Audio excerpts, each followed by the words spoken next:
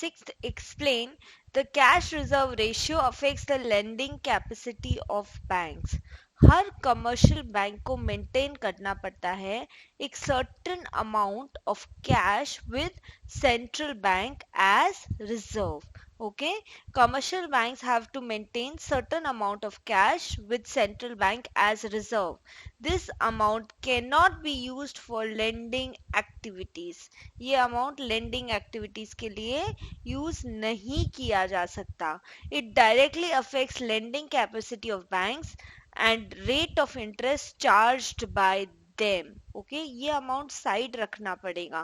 If cash reserve ratio increases, there is contraction of credit, lending capacity of commercial banks decreases. से एक certain amount है वो cash reserve ratio में जाएगा ही जाएगा. तो वो अमाउंट यदि बड़ा है, so if cash reserve ratio increases, वो अमाउंट बड़ा है, से फॉर एग्जाम्पल ओनली वो अमाउंट 20% है. सो 100 में से 20 तो रिजर्व रखने में ही चला गया, पीछे सिर्फ 80 ही बचा.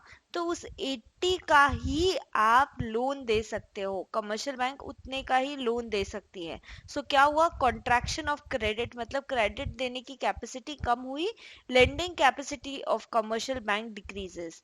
If cash reserve ratio decreases, cash reserve ratio decrease हुआ, यानी कि मान लीजिए सिर्फ 10% ही आपको कैश रिजर्व रेशियो रखना है, तो 90 आपके पास रह गया एज कमर्शियल बैंक आपके पास रह गया. सो ज्यादा आपके पास रह गया तो ज्यादा आप लोन दे सकते हो, तो इसको क्या बोलेंगे, expansion of credit. If cash reserve ratio decreases, there is expansion of credit. Commercial banks can lend more at that time.